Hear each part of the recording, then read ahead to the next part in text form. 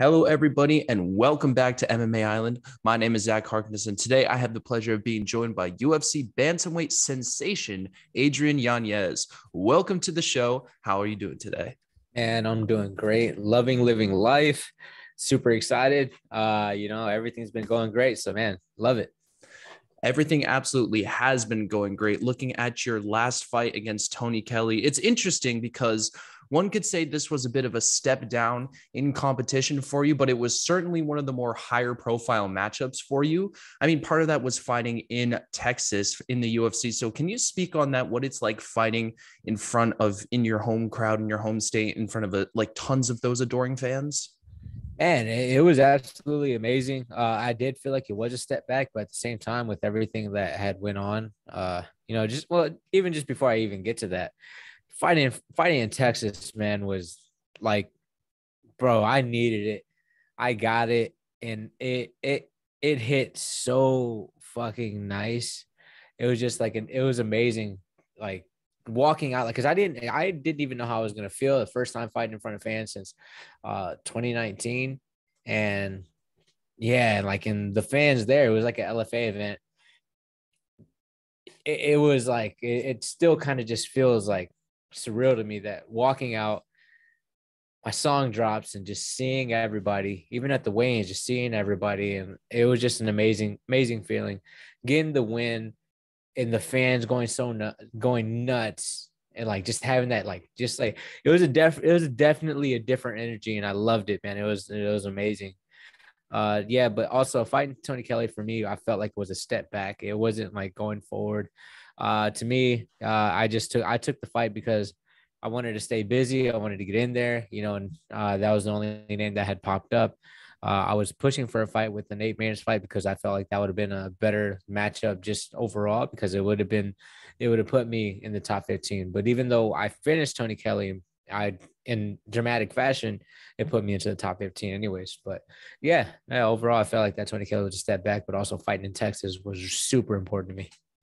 And in Texas, it was you and Kevin Holland that got the biggest ovations. You two were who the fans were there to see. So I'm wondering, when you're walking out and you hear that roar of the crowd, like, one, does that make it feel like all the sacrifices that you put in training would make it worth it? And does that give extra pressure or motivation? Man, yeah, I definitely felt like the pop was definitely, like, I had actually talked to a couple of actually UFC staff came up to me and said they haven't heard a pop like that for myself in a very long time. And yeah, man, Texas showed out for Texas, on both sides. Me and Kevin Holland both performed, and the fans and like the fans of like Texas people showed up for us, and that was the amazing part. Like, damn, like that felt really, really good. Uh oh shit. But yeah, what was the other part of your question again? Like, does that make all the sacrifices that you Oh, put in your career worth it? yeah, absolutely, man. Like, I worked so hard just to get to those type of moments, and like just being at performing at the highest level at the spot where you're supposed to be at. It did add a little bit of pressure, but honestly, it as much pressure as it added that much more motivation, because yeah, of course the pressure is going to be there, but if you don't feel any type of pressure in any type of fight, then it's not gonna make you grow. So I use that pressure as the motivation, because I'm like, all right, I don't need the extra motivation, but it is like the extra pep in my step to be like waking up in the morning, getting up, going, moving along, because I don't want to be the guy that gets like goes into his hometown or like home state and gets knocked out when you're trying to represent everybody. So it put me on edge a little bit, just to be a little bit more like a little bit more cautious, if that makes sense. It does. And with Houston MMA kind of, it's seeming to approach a new era. Derek Lewis is, kind of the patron saint of Houston MMA, and yet his career is kind of declining. I mean, getting knocked out in your hometown in that kind of sense would be brutal. So do you kind of feel like an extra sense of pressure, or just do you feel like you are feeling up next for what is the next star of Houston MMA? Yeah, and man, I'll tell you right now, if it wasn't for someone like Derek Lewis, like, he kind of paved the way for a lot of us. And even before, I think even before Derek, there was like Daniel Pineda, who's still in the UFC now. He had a great run. He had a good run at the beginning, and now he got back into the UFC, so he kind of paves the way. But there's a lot of guys who are there that they're like kind of like I seen coming up, because I saw Daniel Pineda in Legacy. I saw Derek Lewis in Legacy. I saw Alex Morano in Legacy. Like, I was building those cages before they got there. So like they paved the way for a lot of us to get in. And honestly, like that, like I couldn't be more blessed, even just watching them on the regional scene and make their way into the UFC. So that gave me motivation. But it doesn't add any pressure to me being like trying to be the next star, Houston's next star. But I am going to take it. I am going to take it. I am going to run with it because I am proud Houston, dude. Houston, like everything about me is all Houston. So I love it. And I like, this is a great place to be at. I do want to fight in the Toyota Center. As much as I love fighting in Austin, Houston is where it's at for me. I got to fight in Houston. So 100%, I'm taking it. You know, if Derek Lewis were to never fight again, he's still a legend in Houston. He's still that guy. He's still that guy. You know, to me, he's never gotten knocked out. You know, he doesn't have those losses. You know, those. You know, I don't think of those at all. I think of all the knockouts. I think of everything else because he did so well for Houston, even just the community itself. So, you know, he's the king. I'll take the Prince spot. And in the Tony Kelley fight, your most recent one, it was a clear, hero and villain dynamic. It seems like pretty much everyone was rooting for you. And when you got the knockout, it was incredibly cathartic. But then there was some discourse going around on Twitter that maybe the ref let you get a few extra shots in. You think that's true? Yeah, he did let me get a few extra shots in, but I felt like he should have let me keep going, if that makes sense. Tony Kelley said he wasn't out, so man, I wanted to put a definitive statement on it, man. Come on, I wanted to keep on with the following shots, man. So no, but 100%. I felt like I was, and also too, I didn't make it easy for the ref too, because I was kind of circling around him, so like it was just like wasn't the best spot for him. But yeah, no, like I was thankful for those extra shots. Oh, I was too. It was great to see. And I mean, in that fight, you clearly showed that there was levels between you, as everyone really thought there was in the matchmaking. And so that's why everyone didn't really think it made a lot of sense for a rematch. But you seem to be perfectly fine to take. Would you have actually taken that rematch, even though that fight is especially below you right now? Oh, against him, 100%. I genuinely don't like that guy. There's a like honestly, it's probably to the point where like if like it's like one of those things that I know what type of person he is, and I'm pretty sure if we were to see each other in person, he would initiate something and I would have to finish it, so it'd be like that type of deal. So I would rather have gotten the rematch and made it way more definitive and just have him just out on a stretcher. That would be like my definitive statement. But to me, it wasn't even about like me asking for a rematch. He was saying like let's do this rematch and all that stuff, and I was like, he talked so much shit and like he was like just pissing me off so much that I was just like, man, fuck it. If they like, I had legitimately, like, since he was talking so much shit, I had legitimately like started asking my manager, look, if that fight, if I can get that fight back again, I'll 100% do it again. Like, cause I know what I can do. I know my skill set. I know his skill set. His skill set's below mine. So, throwing slight shade there, but but yeah, like, you can tell I really don't like him. So I would definitely do it again. But does it make sense? Like, but this is also part of me being like, I had to pull myself away from being like a businessman and a fighter at the same time, because, and also the meathead, that's me. I'm just being a meathead and I just want to fucking fight him right now. Like, yeah, it's not even being a fighter, it's being a meathead. I just want to fuck him up, I assume you saw those air guitar memes that when you knocked him out, it looked like he was playing air guitar. Oh yeah, I continued to retweet those, man, because he just kept talking shit, and I was like, all right, I'm gonna keep retweeting this. So yeah, 100%. I thought that was hilarious. Is that the hardest someone has really come at you with the trash talk in your career? I remember in your UFC debut against Victor Rodriguez, I think he was talking a lot, surprisingly, but I feel like was this right here the most trash talk you've ever had to face? Yeah, no, 100%. He was talking so much, like he didn't even really talk shit leading up. He made a couple slight disses towards my way, but also too at the same time he didn't really get anybody, like nobody really wanted to interview him, so like he didn't really have any interview time. Like he only had one against the guy where the guy kind of goaded him into calling me a Wish version of Masvidal, you know? So yeah, like, uh, you know, I looked at that a little bit funny. I was like, oh, you're the reporter and you're kind of like, or you're the guy who's doing this. It's like, uh, you kind of like kind of forced that on him, just being like, yeah, he's a Wish version of Masvidal. So I cut him some slack a little bit. I've been cutting him some slack with everything that had happened, you know? So, I was really surprised whenever he actually was on stage talking shit and he was just being an absolute dick. That's what changed. That's what at the way is that's when everything kind of flipped and switched for me. It wasn't just one, it wasn't like a before the fight. It was like actually everything, like weigh-ins, fight, and then right after the fight's over with all the shit talking. So there was nothing really even before, man, because I felt like I was being pretty cordial and like pretty like, hey, like, dude, I get it. His girl, you know, is getting punched in the face by a Brazilian. Of course, he's gonna be like talking shit. And like, I do look at him sideways for like, that's the first thing he goes to instead of just talking shit about her in general. Instead, he goes up and just pretty much talk shit about a country, you know? So, and a lot, they're very, very proud. So they took it. He would have been like, he should have been like, oh, I'm sorry. Heat of the moment. You know, it is what it is. I'm sorry. I don't feel that way. And they would have, I'm pretty sure they would have been, a lot of them would have been, I get it.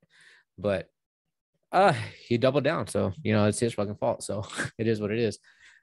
That is true. And that knockout just goes into your collection of amazing knockouts and amazing knockouts in the UFC, especially. But I know you're not supposed to have favorites, but I'm sure everyone does have one.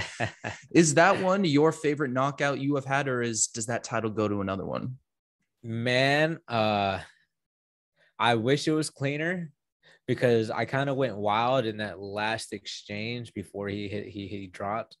I wish it was cleaner. That's the only thing I do. Like, it is my favorite, but I do like nitpick it a lot, and I'm just like, I got a little bit too wild. I should have placed my shots a lot better. But no, it definitely is my favorite, just with everything that was going on. Like, he played up to the villain role, just in general, everything around it. Like, if I had like an absolute like, if I was going technique wise, it would be the Gustavo Lopez walk off in the UFC at least.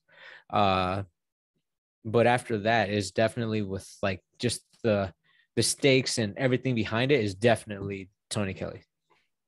And after that fight, you saw your name into the top 15, but then a day later, you were out of the rankings for whatever reason. What were your thoughts when you originally saw yourself in the rankings and then taken out so quickly? Yeah, no, I was yeah, that's a whole thing, man. I was, even now the rankings are still really fucking weird to me right now because I got, after beating Tony Kelley that Tuesday, I get into the rankings 15. That weekend Umar fights and then he replaces me. And like, I already knew, I was saying it from way before. I was like, this bantamweight division is so stacked that if I get that number 15 spot, it's not going to be a for sure thing that I even keep it.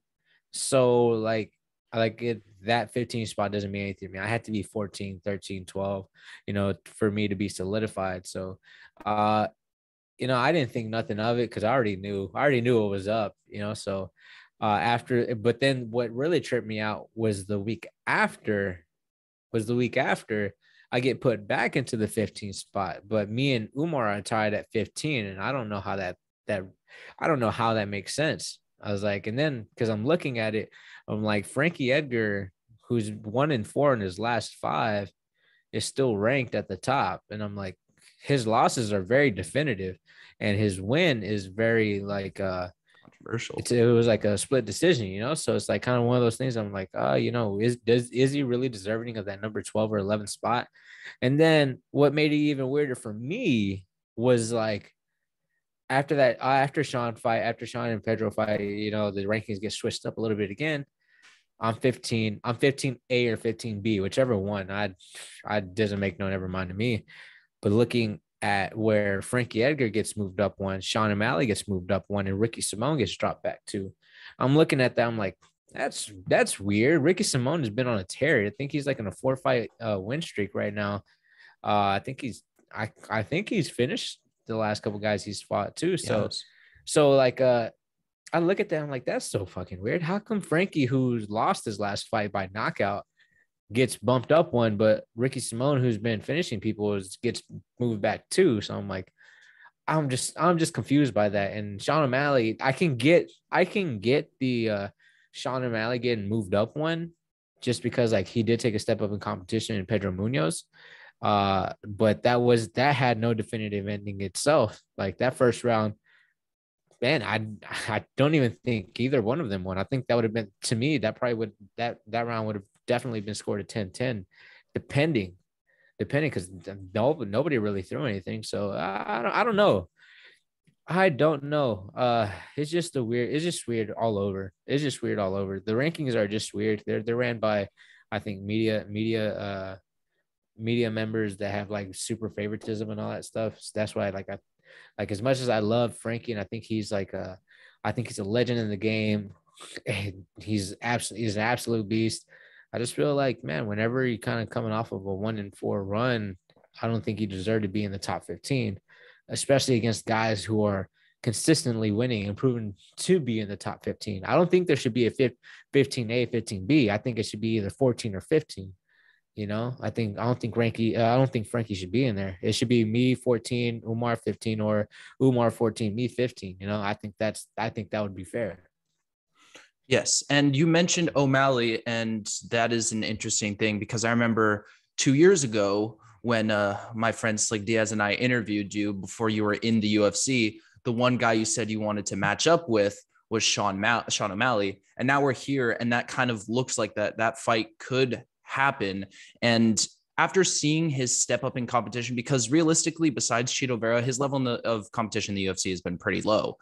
Do you think that like reaffirmed the fact that he wasn't like blowing Pedro out of the water? I was scoring the fight for Pedro because I think all those leg kicks were adding up. Do you think that his showcase against a high level talent like Pedro Munoz like shows you that you can easily beat him, and just like reaffirms that? I definitely see a lot. I definitely see a lot of things that kind of opened up. I know from what I see, whenever he feels someone who's a dangerous fighter in front of him, he does take his time a little bit more. He is a little bit more patient, which can also be a lot more dangerous. You know, he shows that his skills aren't just like to like kick cans around. You know, he actually knows what he's doing. He's really good at what he does.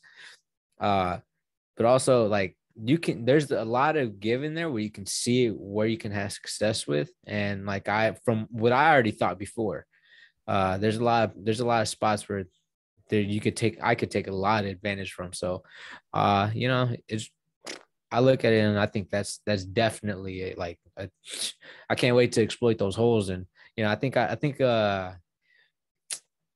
I remember telling y'all way back in the day that my friend made a shirt of me knocking out O'Malley, you know, so that's still pretty funny that like how all that stuff kind of happens, you know. So but definitely Sean O'Malley, that's definitely a fight that's there. He's kind of changing his tune a little bit because I think he wants to fight in front of him, you know. It's definitely a weird position because in December he was calling my name and he was saying he was going to fight me. He wants to fight me next. He put a podcast up with my name on it, calls me unranked. But then after that fight, you know, you can't really call me unranked anymore. I'm ranked, even if it is a 15A or B. but yeah, you know, he's kind of changed his tune a little bit. Now he's saying I need a fight or two, you know. I'm just like, bro, like in December, what changed from now to December? I was like, I'd got to win, and you fought Pedro, and like that wasn't a clear winner. Like, you know, it is what it is. But if that fight comes up next or comes down a fight or two or three, you know, I'm about it. Like I've been about it, staying about it, and I just can't wait till it happens. Absolutely. And I mean, a battle between two fan favorite, super entertaining fighters, everyone will look forward to that. And I think there is something to say about like the level of fan favoritism that you two have. Like you especially have kind of like made yourself really a household name with the UFC fans in a way that other Contender Series fighters really haven't found a way to do. What do you attribute to, getting your name out there and becoming really successful? And what advice would you give to other fighters who want to follow your same path and make big names for themselves? Man, it all starts off with interaction, like interaction, man. Like it's like just like in the very beginning of your career, like whenever you turn pro, you have to be selling tickets. If you're not going to fight out of state, because if you fight out of state, they're immediately going to feed you to the wolf. They're going to feed you to the very best guy. But sometimes you need to build a little bit. So staying home is probably the best thing for you to do. And for me, like I was selling tickets consistently, so I knew exactly how like to talk to people, and it knew exactly how like people wanted to be treated. So like fans on the internet, I remember being one too. So it's one of those things that like you never want to forget that you were once in those fans' positions, whether you think it's a troll or you think it's a hater, you think somebody like absolutely loves you. Like, point in time, like young enough right now, you're probably one of those. You probably talk shit about a fighter. So you got to put yourself back into those shoes and remember how it was, especially whenever like someone like me, I always fall back at the spot where John Jones like finally like had tweeted back at me. It was just a small tweet and it made my whole month. Like that shit was so fucking cool to me. And then meeting someone like Cain Velasquez at a nutrition depot, like that shit was like the best thing in the world for me. So fuck yeah, like of course. So I just always kind of come back and revert back to like how I felt back in the day whenever like a fighter would interact with me. So whenever whenever I take that approach. I take that same approach now. It's like I interact with as many people as I can. I don't do it as much now just because there's like as everything gets a little bit bigger, there's a little bit more of the troll stuff going on. And people just like randomly send like a fucking hateful message and shit and just like try to ruin your day. But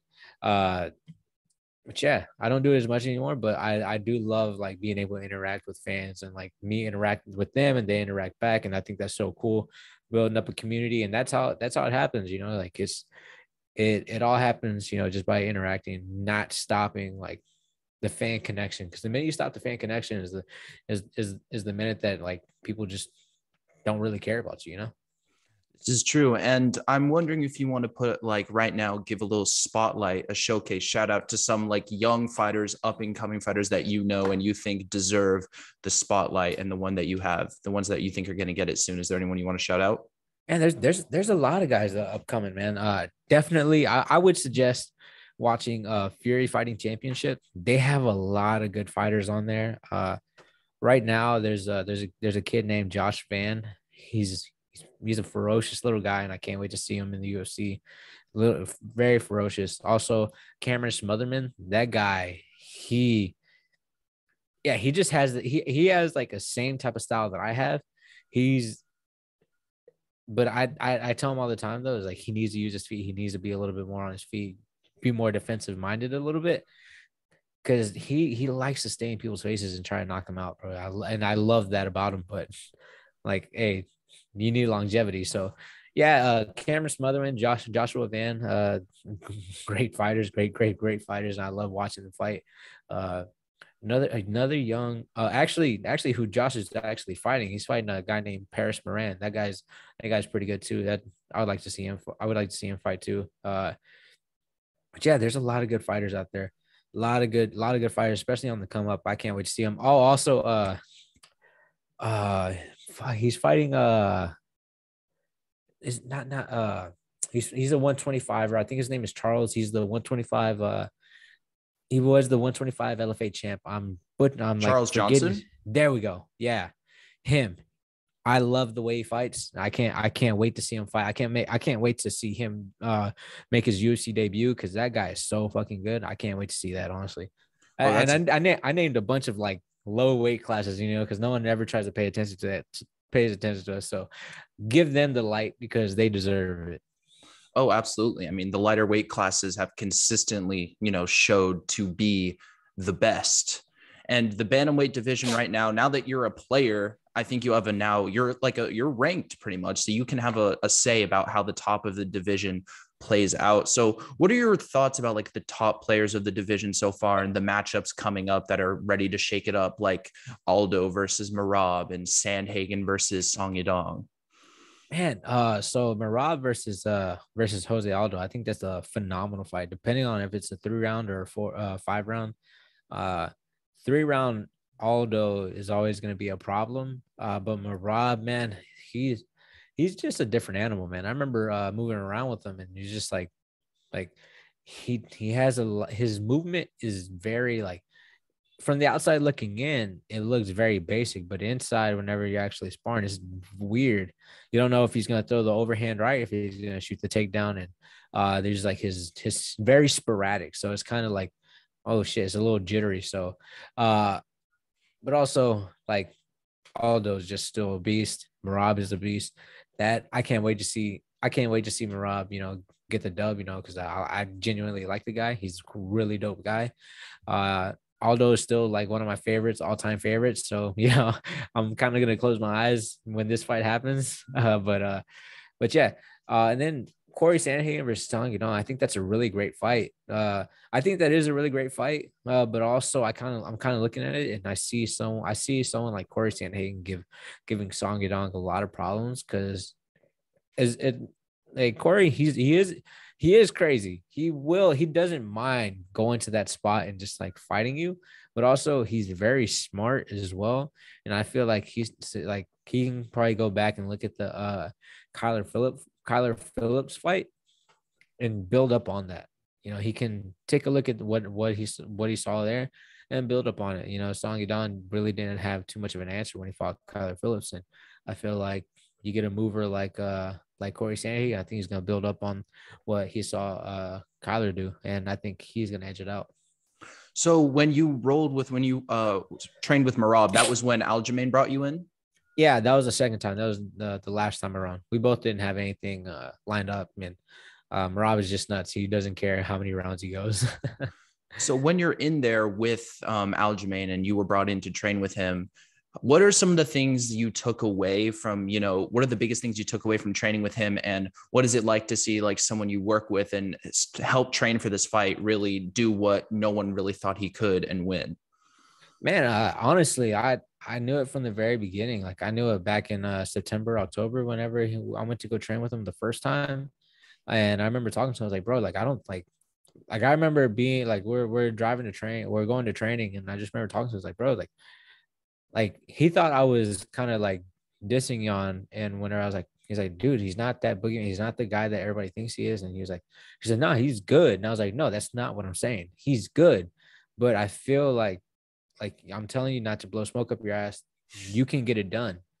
Like you can get it done. I'm telling you, like after just feeling what I saw, like I think you get it done. Like even now, like because even like September, October, he wasn't 100%, but he was better off than what he was. He was better off than what he was that first time around. He felt on point.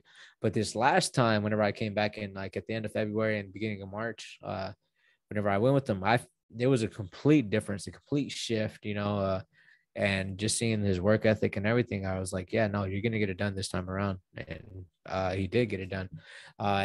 Fourth and fifth rounds, got a little bit sloppy, but it is what it is. He still got the first 1, 2, and 3. So, but the takeaways from going and training with Aljo is, man, we have a lot of the same work ethic.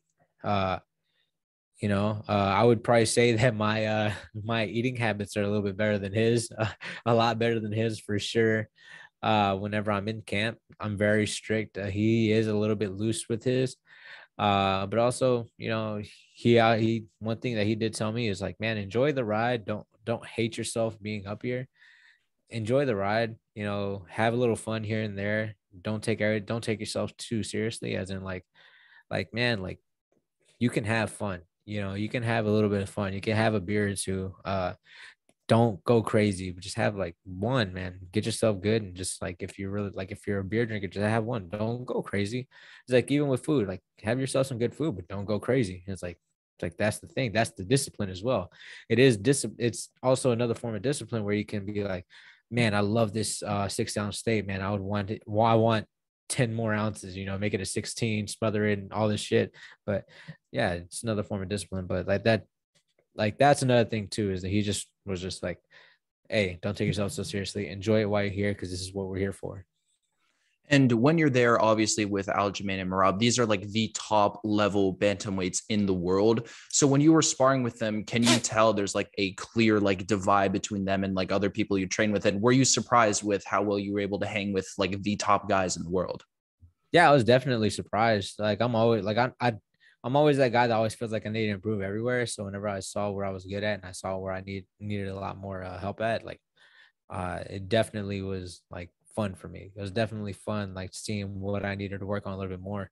But it kind of also solidified that like my striking level was like up there against a lot of like it's one of the best in the division. I think I am the best striker in the division, but there's always stuff to improve on and everything. But I already had like a really high level training partner in Rafion Stotts coming in and helping with my wrestling. So like that, like I took what I learned from that first time around and went into the second time around. I got better wrestling defense, a little bit wrestling offenses as well.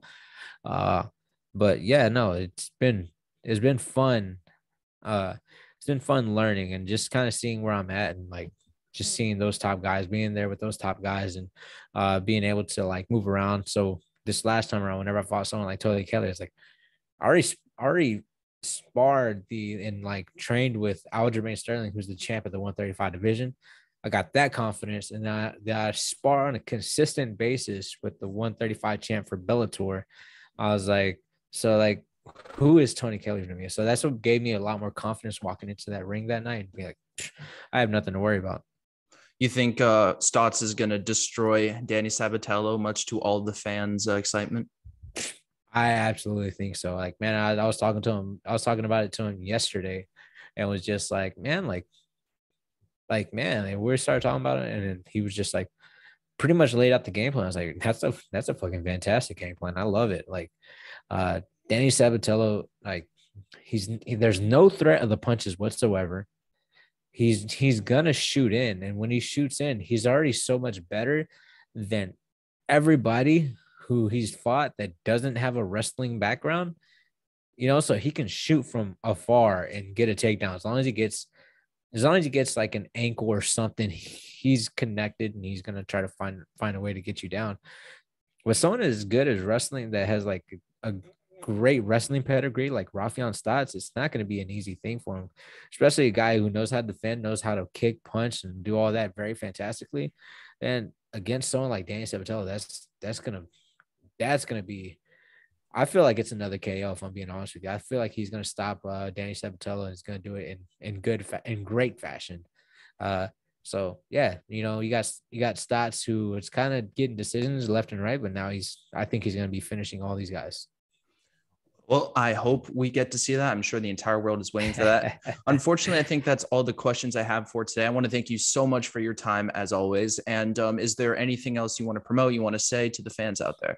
Oh man, just I'm working with millions.co, Bruce Buffer's company. We talked about it and we decided, I think I should be a part of millions.co. So I do have a merch site. I will have an AMA where you can ask me anything.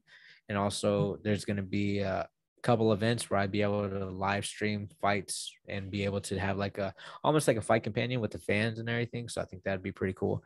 I do have merch up on Millions. So hit it up, and I'm also working with them to get a little bit more in there, like different shirt designs. And I know a lot of people were clamoring about the double middle finger picture on his shirt, so I'm working with them to try to see if that's actually possible. So it's possible, but if they can sell it on their website. But if they can't sell it on their website, I'm going to push it on mine. So yeah, man, thank you for your time, man. This is awesome. Yes, it was. Thank you so much for watching this interview. I've been Zach Harkness with MMA Island, and I will see you all in the next one.